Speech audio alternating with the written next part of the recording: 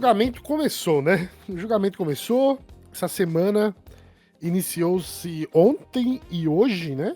Não, anteontem e ontem, né? No dia que vocês estão ouvindo aqui. O julgamento do Bolsonaro, não só dele, mas também dos outros réus que estão lá, junto com ele. Basicamente, o primeiro dia foi a leitura do relatório do relator, né, Chay?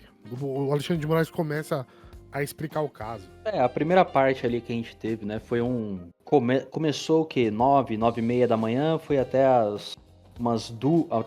até meio-dia, né, quando eles fizeram a pausa ali pro almoço. Essa foi a primeira introdução ali, né, relembrando o caso, foi uma leitura ali de 2 horas do Alexandre de Moraes, depois uma leitura de 1h40, mais ou menos, pouco menos, né, quase foi só 1 hora quase, né, a leitura do Paulo Gonet, que é o Procurador-Geral da República. Foi de 1h30, mais ou menos. 1h30, por aí.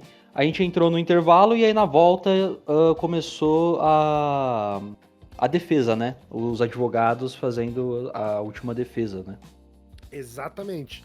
E nessa defesa, que começou depois do almoço de ontem, né? E foi até hoje, o horário de almoço, a gente teve os advogados do Bolsonaro, do Mauro Cid, do Walter Braga Neto, do Augusto Heleno, do Anderson Torres, Alexandre Ramage, Amir Ganier, Paulo Sérgio Nogueira, que são todos os réus que estão sendo julgados aí nessa, que eles chamam de primeiro núcleo, né, da tentativa de golpe. Eu, assim, não tem muito o que se falar, né, tipo, teve um ou outro momento cômico nessa empreitada. Garantidos alguns deles por Flávio Dino, como sempre, com certeza. Nossa, com certeza. Ele é um piadista. Ele e o Alexandre de Moraes, na verdade, os dois são muito ríspidos nas piadas, assim, né? Eles pegam rápido os bagulhos e já devolvem. Sim. Mas, na forma da análise do que aconteceu, os advogados estão sustentando a mesma coisa que foi sustentado na primeira sessão que teve entre eles, né? Quando foi apresentada a denúncia, um grupo da defesa tá falando que eles não sabiam de nada, eles não faziam parte, né? E um outro grupo assume meio que, tipo, aconteceu a parada, né? Mas eles não executaram, então não é isso. E tem um terceiro grupo, que aí esse grupo é misturado, que eles estão colocando em xeque o depoimento do Mauro Cid. Que é da onde parte a acusação da maior parte ali, né? Não, é a base. É a base desse né? inquérito. E o que é interessante, né, que a gente viu durante esse julgamento foi que a defesa do Braga Neto, que foi um daqueles 3 advogados que faz o top 3 advogados aí do caso, ele pede a anulação da declaração do Mauro Cid, que nem você falou. Por outro lado, confundi, o Braga Neto, ele não é um dos top 3. Por outro lado, o advogado do Paulo Sérgio, do general Paulo Sérgio, que é ex-ministro da defesa do Bolsonaro, que esse sim é um dos top 3, né, que é aquele altão que usa óculos e é meio estrábico, ele usa a delação do Mauro Cid na defesa do Paulo Sérgio. E isso gerou um momento, inclusive, onde a ministra Carmen Lúcia pergunta para ele, né, faz uma pergunta para ele do que eles tentavam demover o núcleo, né, demover do quê? E a resposta que o advogado deu foi demover de uma tentativa antidemocrática.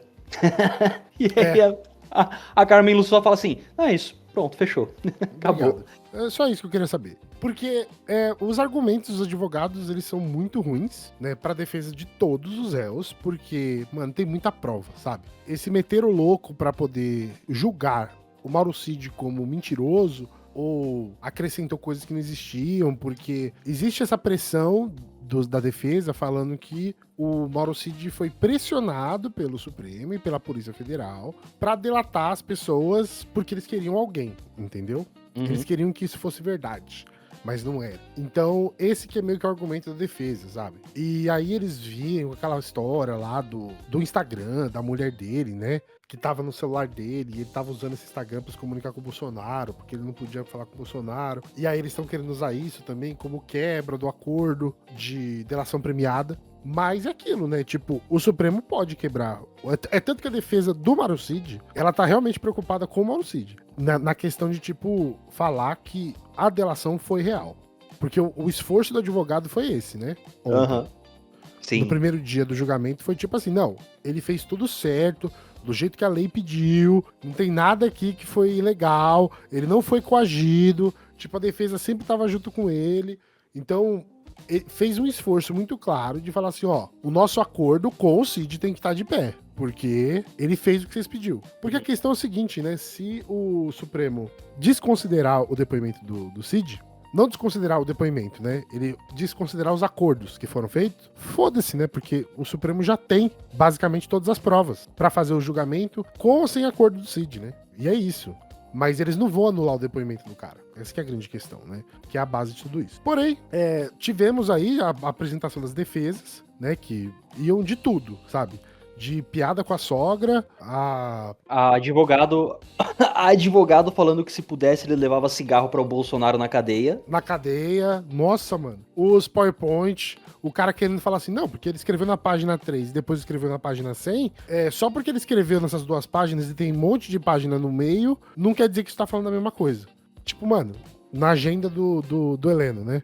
Sim. Umas defesas assim que são, eu juro pra você, eu acho que no ensino médio, as pessoas mandando migué pra professora era melhor. Você entendeu? É porque, assim, mas aí eu vou fazer uma defesa dos advogados. Porque, assim, que tarefa ingrata que eles têm em mãos. Porque, assim, beleza, estão ganhando aí mais de 2 milhões. Ingrato é o caralho, mano. É isso, tipo, não, é dinheiro pra caralho que eles estão ganhando, mano. Ingrato sou eu que tenho que assistir essa porra pra fazer conteúdo. É que, cara, não tem como defender, velho. É muito impossível você conseguir fazer uma defesa coesa desses caras, sabe? E a gente tá vendo na forma como eles estão brigando ali, né, entre si, entre os depoimentos, né? Não mas ó, tipo, eu não tenho dó desses caras, mano. Não tenho dó desses caras. Não é dó, não é porque, dó. Porque é tipo... Mas eu não queria estar na pele deles. Defender bandido é embaçado, tá ligado? Quando você sabe que é factível o que tá acontecendo. Uma coisa é a dúvida, né? A pessoa tá sendo acusado na dúvida de que aconteceu. É verdade, aí você tem a certeza, aí não total. Não é o caso, tá ligado? E outra, tá? O advogado do Bolsonaro, como que é o nome dele? Ah, caramba, o japonês, né? Ele não acho que ele é asiático, na verdade. Ele não é asiático? Não, eu acho que não. Celso Vilardi, isso? É o Celso Vilardi, tá ligado? Isso, o que tava lá, o que falou hoje foi o Celso Vilardi. O Celso Vilardi, só ele, meu irmão, tá tirando 6 milhões, se eu não me engano. Ou não sei se não, vou retirar o que eu falei, porque eu queria estar ganhando 6 milhões pra fazer uma defesa merda. Mano, e é um bagulho que não tem o que fazer. Que não tem o que tipo, fazer. Não tem o que fazer. O cara vai ser condenado, mano. A expectativa é essa. Não é que a gente tá comemorando antes do tempo, não, gente. A expectativa é essa, que ele seja condenado por causa da quantidade de provas. É por isso que tem um cerco em cima dele, pra que ele não fuja pra nenhum lugar, entendeu? Mas é muito dinheiro. Isso é só do Bolsonaro. Eu não acho que os advogados dos outros estão recebendo tanto quanto isso. Mas se você somar todos eles, mano, a gente tá falando fácil, de uns 30, 40 milhões de reais aqui, mano. É uma grana. Então, o advogado, ele tá cagando, tá ligado? Tipo, ele vai pegar o dinheiro e foda-se, os caras vão ser presos. Dane-se, tá ligado? Não muda nada na vida dele. Se o cara for preso, se o cara for solto, não muda nada. Então, esse julgamento aconteceu agora, né? Não foi tipo assim, a apresentação das defesas. E o que vai acontecer é que semana que vem, também na terça, né? É na terça e na quarta da semana que vem. Não, na quarta e na quinta, né? Ou não? Não, terça e sexta, se eu não me engano, não é não? Não, são 3 dias semana que vem, né? Ah, então, são 3 dias também? Você acha que quarta, quinta e sexta. Porque os votos começam na quarta, no dia 9. Então é terça, desculpa. É terça, quarta e sexta. Então começa na terça-feira, dia 9. Aí depois vai pra quarta-feira, dia 10. Os votos. Por que vai demorar tanto? Porque eles dão os votos, eles têm que ler os votos. Então, quarta-feira, 9 da manhã a meio-dia, vai ser a primeira. Alguns juízes vão fazer os votos, né? Possivelmente 2. E aí, quarta-feira, o resto dos juízes vão dar os votos. São 4, né? Ali, que compõem a turma, né?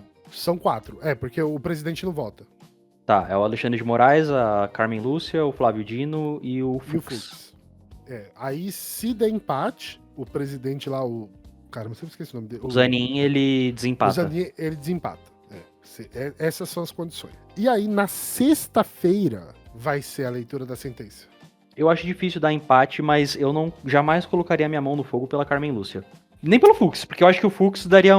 também não, o Fux, muito menos. Não, o Fux, tipo assim, talvez ele vote pra não, tá ligado? Ele é o que pode ser contrário à condenação. Decisão. Então, tem a ordem dos votos. Então, vão ser o Alexandre de Moraes primeiro, porque ele é o relator, e depois o Flávio Dino. E eu acho que acaba por aí. E aí, na quarta-feira vai ser o Fux. E o Fux pode pedir vista. E se o Fux pedir vista, a ideia dele é de travar o resto do julgamento. Então, teoricamente, a Carmen Lúcia não votaria, sabe? Mas o que pode acontecer, pelo rito da casa, ela pode pedir antecipação de voto. Tá. E aí, possivelmente, o presidente vai dar, né? O Zanin vai dar essa antecipação. E aí ela já vota. E com ela votando, já sabe que ele tá condenado. Independente do que o Fux fizer. Mesmo se ele pedir vista. É isso que me preocupa. Eu não boto minha mão no fogo pela Carmen Lúcia de que ela faria a nossa alegria na semana que vem. Não, ela não... Mano, eu não acho que a Carmen Lúcia vai votar contra, irmão. Não é questão de votar contra. Eu acho que ela não... Eu acho que ela esperaria, sabe? Não, eu espero o voto do Fux. Eu espero a vista. Eu acho que ela teria essa postura. Eu não acho que a Carmen Lúcia teria essa postura. Eu acho que não. É porque, tipo assim, ela quer acabar com essa porra também, mano. Então, tipo, não, assim, é claro o pedido dela. É claro que ela vai votar também pra condenação. Uhum. Isso é visível. Isso é visível pelas provocações que ela fez, as perguntas que ela fez durante os 2 dias.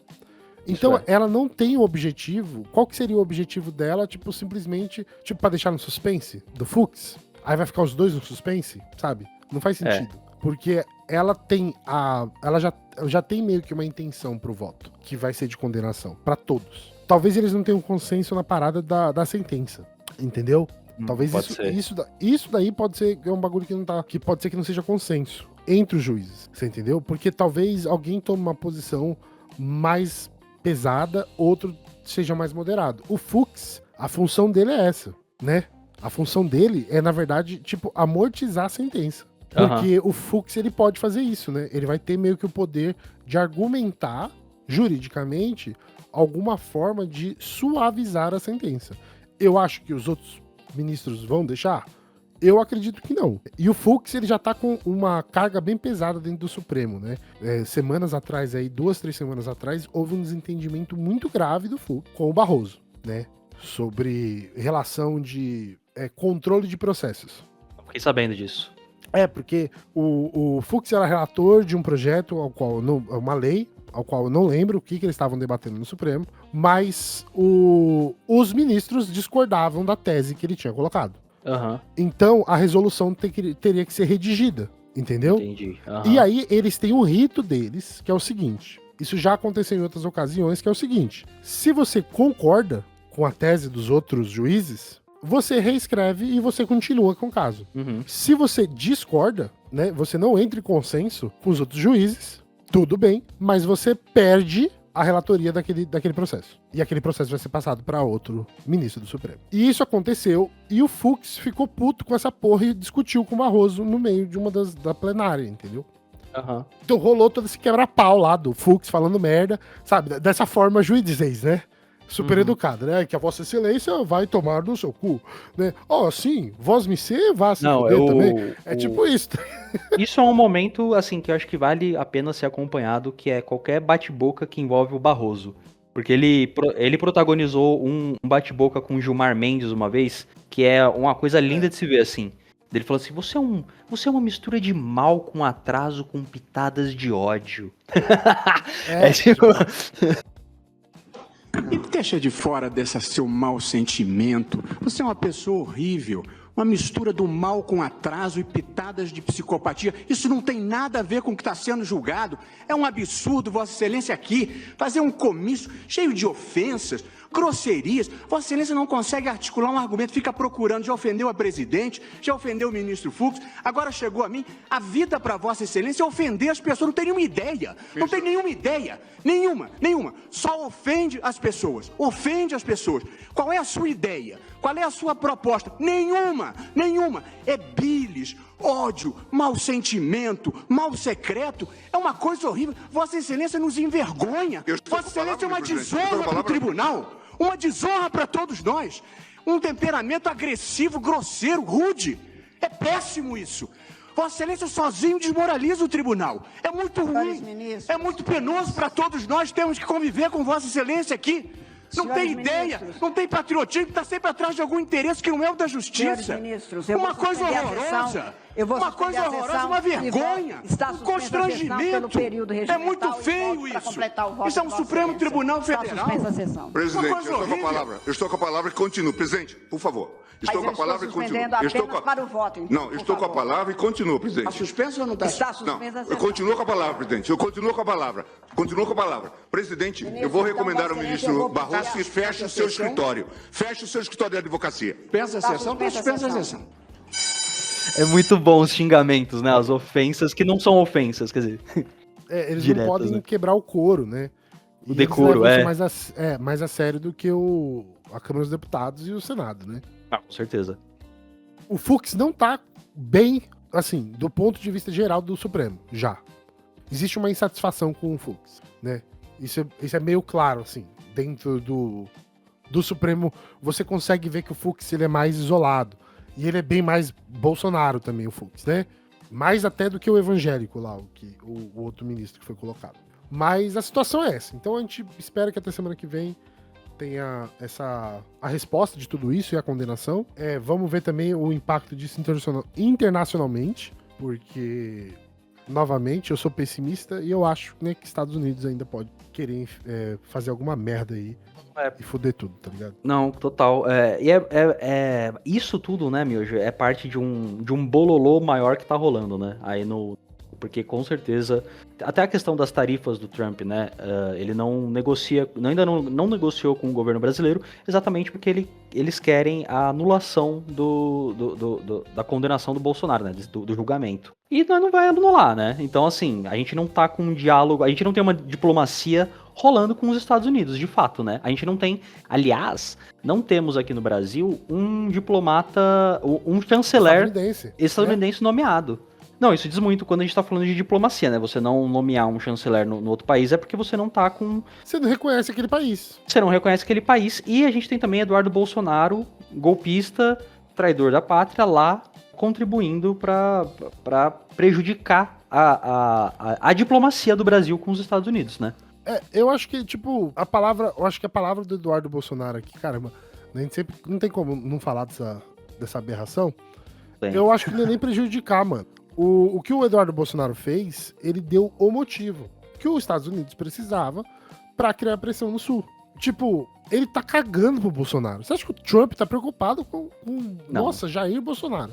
Não, né? É só o discurso, né? Só a desculpa. Só o discurso. Ele tá interessado em minério. Ele tá interessado em minério aqui. Ele tá interessado em controle, ele tá interessado em minar a influência da China no sul global. Esse é o objetivo do Trump. O Trump ele tá cagando com o Bolsonaro. Se o Bolsonaro morrer agora, com um camarão no cu, mano, foda-se. Não, ele tá pouco se fudendo. Tipo isso. O Trump foda-se. Não, eu acho que o grande lance do Trump vai ter que ser achar uma forma de prejudicar o BRICS. Que assim prejudica a China e Rússia no meio, né? E o Brasil é um dos países chaves do BRICS. Então, essa interferência tem muito aí que ajuda eles, né? Então a gente tem que ter, tipo, isso bem claro, que os objetivos dos Estados Unidos... O objetivo do Bolsonaro é ganhar dinheiro e proteger a família dele. Proteger em partes, né? Na verdade, a vontade do Eduardo Bolsonaro é de virar presidente da República. E aí, né, o Bolsonaro já falou lá quando ele deu a entrevista, que ele é muito imaturo politicamente, né? Queimou, que foi a mensagem que o Eduardo respondeu, né? Vai tomar no meio do seu cu e não sei o que lá. Seu ingrato do caralho. Foi por causa disso, foi por causa dessa reportagem. Me fudendo nessa porra pra te ajudar. É isso. Então, é bom a gente ter essas coisas em mente, dos objetivos. Enquanto o julgamento tá rolando, a gente também tem uma puta interferência do Senado, né? Porque o Senado, de forma traiçoeira, como uma forma de repúdio ao julgamento do Bolsonaro, os caras passaram lá uma reforma na lei de ficha limpa. E essa reforma na lei de ficha limpa não é pra, tipo, ser mais rígida, é pra ela ser mais branda com os corruptos. Então, o Senado aprovou e agora já vai pra mão do Lula agora, né? Porque ele que tem que assinar a lei, né? Que eu duvido que o governo assine. Tipo, eu não sei que o Senado vai negociar com o governo pra assinar uma porra dessa. Mas a ideia da lei é que, assim, pelo regimento atual, se você... Que eu acho um absurdo essa lei já, né? Eu acho que se você cometeu corrupção, você não poderia nunca mais trabalhar no Estado. Eu acho que isso é meio óbvio. Se você roubou do Estado, se você cometeu alguma prática que lesou o país, enquanto representante do povo, você tinha que ser excluído de todo o processo eleitoral pelo resto da sua vida. Isso para mim é muito óbvio. Porque a gente tem aqui o lance de 8 anos, né? Quando alguém é condenado, fica 8 anos inelegível, e depois volta, né? Que foi o que aconteceu com o Collor. Então, é porque Brasil não é terra de amador, né, mano? Então, os caras passaram essa lei da ficha limpa, se eu não me engano, era na época do governo Lula. Entendeu? Sim. Se eu não me engano, é de 2010, que é a lei complementar 135 de 2010, que é da ficha limpa, que, que foi uma alteração, né? Que foi uma emenda na lei da década de 90, número 64. Então, eles colocam lá que quando você é preso, né? Você cometeu um crime e tal, e aí você foi julgado e foi preso. Os 8 anos que você não pode se eleger, eles só começam depois do término da sentença. Então, por exemplo, você recebeu uma sentença de 15 anos, você vai cumprir 15 anos, e depois de 15 anos vai passar mais 8 pra você voltar à vida política ativa, entendeu? Você retomar os seus direitos políticos. E eles querem remover isso. E aí os 8 anos já começam a passar, tipo, do primeiro dia, tá ligado? Da condenação. Entendi. Porque, de acordo com o presidente do Senado, pra você ter uma ideia, o presidente do Senado saiu da presidência porque ele quer defender esse texto. E ele defendeu esse texto. E aí, quando você tá defendendo o texto, você não pode ser presidente, né, mano? É bizarro, mano. Bizarro, cara. É bizarro, chega a ser nojento. Não, assim, o Alcolumbre, a gente sabe que ele é um bolsonarista. Ele foi um cara que foi indicado pelo Bolsonaro, assim como o Hugo Mota, né? Não dá pra dizer que o Hugo Mota também não seja... Teve também apoio dos bolsonaristas pra Câmara dos Deputados. E o porquê? Porque essas mudanças, elas vão acabar permitindo que uma galera aí que já tá condenada volte pras eleições de 2026, entendeu? Você que sabe, quer saber de quem um exemplo disso daí? Eduardo Cunha, irmão. Não, Eduardo Cunha, irmão. Nossa, meu irmão, eu tinha esquecido dessa figura. E sabe de quem que é esse projeto? Da Dani Cunha, filha. Caralho, velho. É isso. Mano, aqui é Brasil, irmão. Aqui é Brasil, velho. É Brasil, não tem aqui como é Brasil, mano. Você entendeu? Se, por exemplo, essa for assinado, essa lei, ano que vem, Eduardo Cunha pode se candidatar. Porque a condenação dele já venceu, entendeu? Porque já se passou os 8 anos. Nossa, porque acho que ele foi condenado em 2016. E ganha, tá? Se ele voltar, ele ganha. Ele... É capaz. Porque assim, esses caras têm curral eleitoral ainda. Isso ainda existe no nosso país para um caralho. Então, assim. Pra caralho. Você teria que ser muito ingênuo de achar que Eduardo Cunha nunca mais voltaria, dada a oportunidade. Se tiver, ele volta e volta com força. E agora a parada é o Lula barrar essa porra. Então, tudo isso são movimentos, né? Pra atingir o Supremo, tá, gente? Isso daí é tudo pra... Tipo assim, isso vai subir pro Supremo e o Supremo também vai dar como anticonstitucional. Então isso daí vai acabar ampliando as tensões entre o Legislativo e o Judiciário. Por causa desse imbecil boçal do Bolsonaro e seus comparsas, entendeu? Então, a gente tem que colocar uma coisa na cabeça e já começar a pensar isso para as próximas eleições, de que, gente, o Legislativo é importante, cara. O Legislativo é mais importante que o Executivo. Eu falo isso por anos.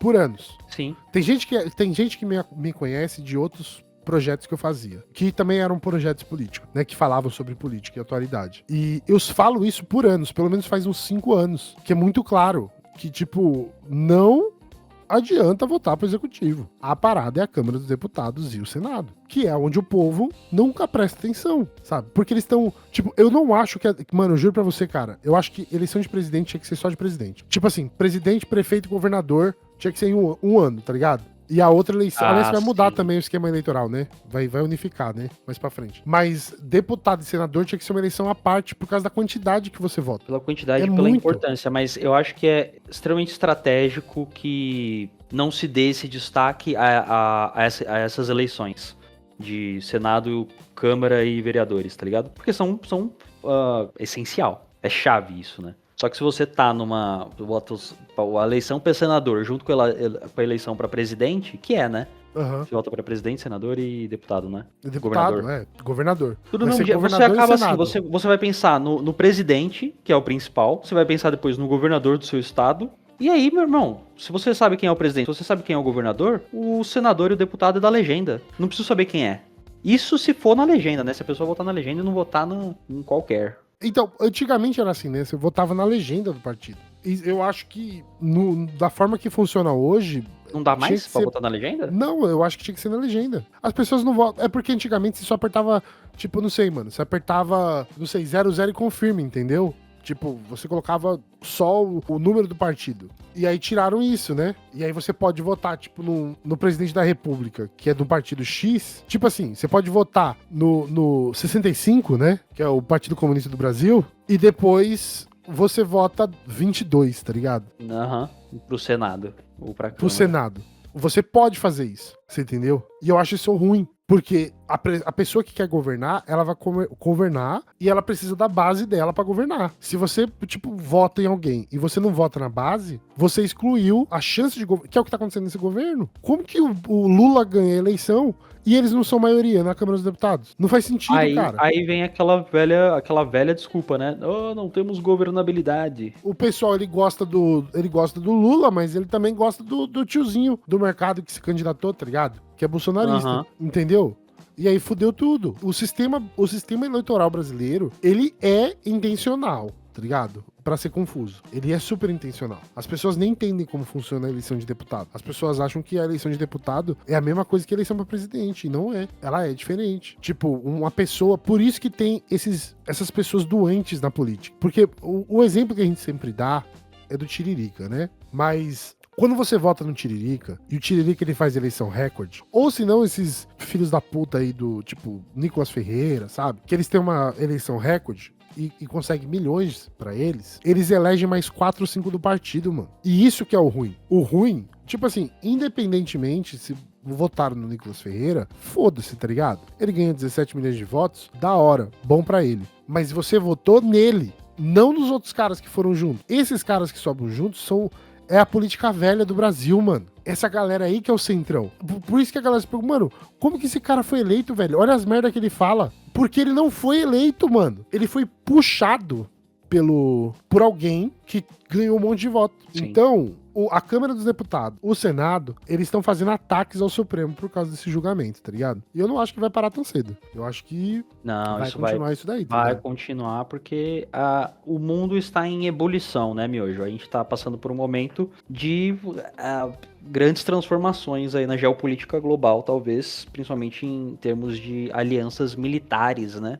Então é isso, né, mano? Tem muita coisa acontecendo. Eu acho que a gente tem que ficar de olho. Porque, assim, o julgamento do Bolsonaro não é só o julgamento do Bolsonaro, é o julgamento do Bolsonaro, mas tudo que tá atrelado ao Bolsonaro.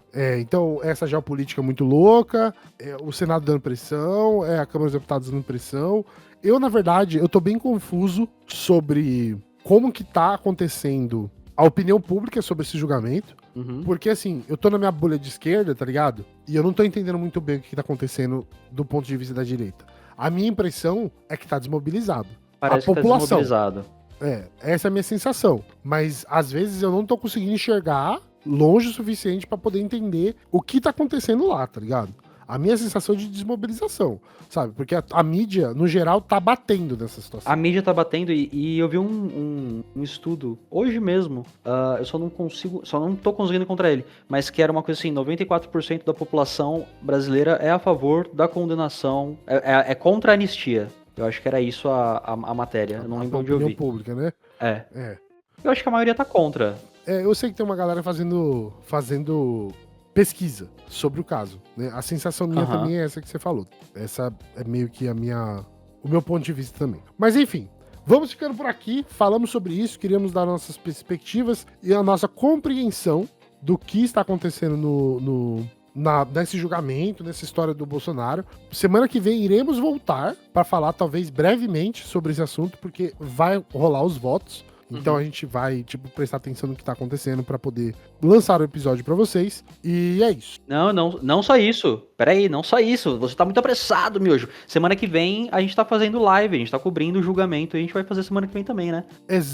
Exatamente. A gente tá fazendo... O Miojo, ele odeia fazer live. Eu Não, sinto o é porque cansaço dele, velho. É porque eu fiz muita live, tá ligado? Aham. E a live, ela é um... Por exemplo, gente, a gente tá gravando isso daqui depois de uma live, basicamente, né? Sim. É que ela gasta muita energia, porque tem que prestar muita atenção no que tá acontecendo e falar com as pessoas e tal. Mas a gente tá lá fazendo live, você tá ouvindo... É isso mesmo, você tá ouvindo esse episódio na quinta agora, semana que vem a gente vai estar lá, tanto no nosso canal do YouTube, né, que é Em Síntese Podcast. Você pode procurar lá, você vai encontrar a gente. E também em todos os agregadores de podcasts aí que a gente tá, na Amazon, no Deezer, no Spotify. Então, sinta-se à vontade de colar lá, porque a gente vai estar fazendo live no YouTube. Então, se você ainda não foi lá conhecer nosso canal do YouTube, vai lá conhecer o canal do YouTube, porque a gente tem projetos que vão se desenvolver através do YouTube também. Então, seria legal vocês já estarem seguindo para vocês também receberem conteúdos lá, porque lá também tá sendo lançado os cortes, né? Que a gente tá fazendo aqui dos episódios que a gente grava, beleza? Então, se você não seguiu, siga nosso Instagram, siga nosso TikTok, siga nosso YouTube, porque quanto mais você... E siga esse podcast aqui também, se você tá ouvindo a gente na sua plataforma preferida aí. Porque quanto mais seguidores a gente tem, né, exposição, mais compartilhamento, sugira o podcast. Assim, cara, tô escutando um podcast bacana, legal aí e tal. Seria legal. Eu, por exemplo... Eu não ligo de fazer propaganda de outros podcasts aqui, Thiago. Eu descobri esse podcast chamado Medo e Delírio em Brasília. Que também conheço. É uma forma de contar o que tá acontecendo. É do Elder, não é? O Medo e Delírio? Não, não é. É do Pedro Daltro e Cristiano Botafogo. Não conheço nenhum, mas eu conheço o nome. Eu achei que eu conhecia os caras, mas não conheço. Pode crer. Então, é outro lugar da hora pra você ir lá, seguir, escutar. É outra forma de você absorver informação pra você, para que você também possa, tipo, tirar suas próprias conclusões, entendeu? Então não é só sobre a gente, é sobre todo mundo que tá criando informação importante para a sociedade de uma forma geral. Então compartilhe, siga, sabe? Faça seu papel também, se você tá na luta. Beleza? Nos vemos no próximo episódio, então. Espero vocês lá. Tchau, tchau. Olá, meus amigos. Até a próxima. Um beijo.